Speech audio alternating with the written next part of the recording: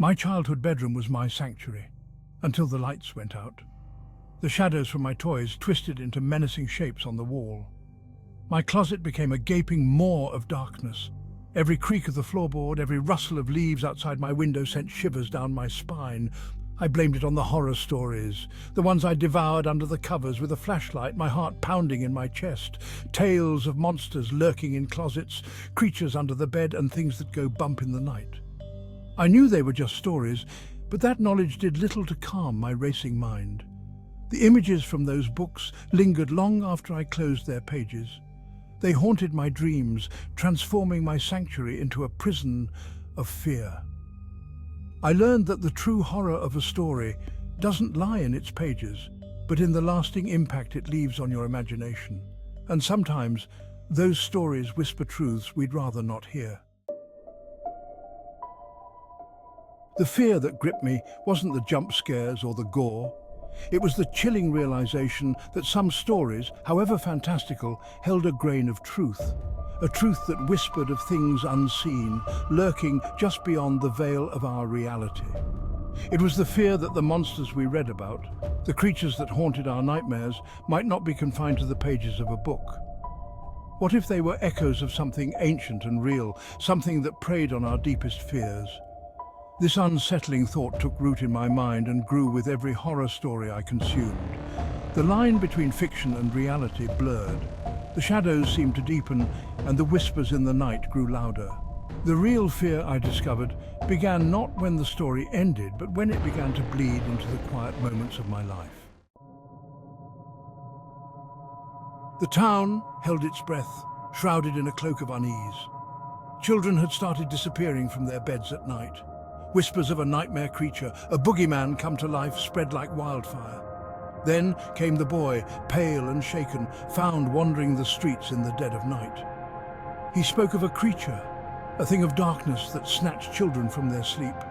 He wouldn't describe it, his eyes wide with a terror that chilled everyone to the bone. "It hunts in dreams," he whispered, his voice hoarse. "Don't let it find you." His warning, cryptic and chilling, sent shivers down the spines of everyone who heard it. The town, once a place of comfort and familiarity, transformed into a breeding ground for fear. Parents clung to their children, afraid to let them out of their sight, terrified to let them close their eyes. Section 4. The Boy Who Couldn't Sleep.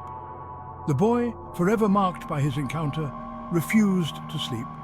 His eyes, wide and haunted, darted around, searching for the creature that lurked in the shadows of his mind. He drew picture after picture, frantic scribbles that hinted at the horror he had witnessed, but could never fully articulate. Twisted limbs, jagged teeth, and eyes that glowed with an unnatural light. He tried to warn everyone, to explain the danger that lurked in the darkness, but words failed him, leaving him with a desperate need to protect others from the fate he had narrowly escaped. The boy became a living testament to the horrifying truth that some nightmares walked among us, preying on the innocent and leaving behind a trail of fear and silence. Section 5. The Unspoken Terror. The creature remained a mystery, its appearance and motives shrouded in the boy's fragmented memories and frantic drawings. The townspeople, gripped by fear, could only speculate about its nature. Was it a demon, summoned from the depths of hell, or a creature born from the darkest corners of our collective subconscious? The answer, lost in the terrified whispers of a child, remained elusive. The boy's inability to describe the creature only amplified the terror. It became a blank canvas onto which everyone projected their deepest fears, taking on a different form in each terrified mind. The unspoken terror, the fear of the unknown, proved to be more haunting than any tangible monster. It was a fear that seeped into the very fabric of their lives, poisoning their dreams and stealing their peace. Section 6. A Haunting Truth.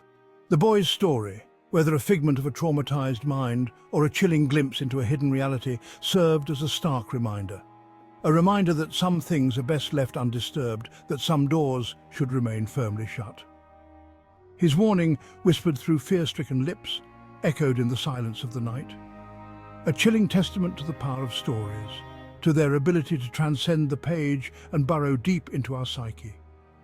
It made us question the darkness that surrounded us, the shadows that danced at the edge of our vision. It made us wonder if we were truly alone, or if something sinister watched us from the shadows, waiting for its moment to strike. And that, I believe, is the most terrifying truth of all.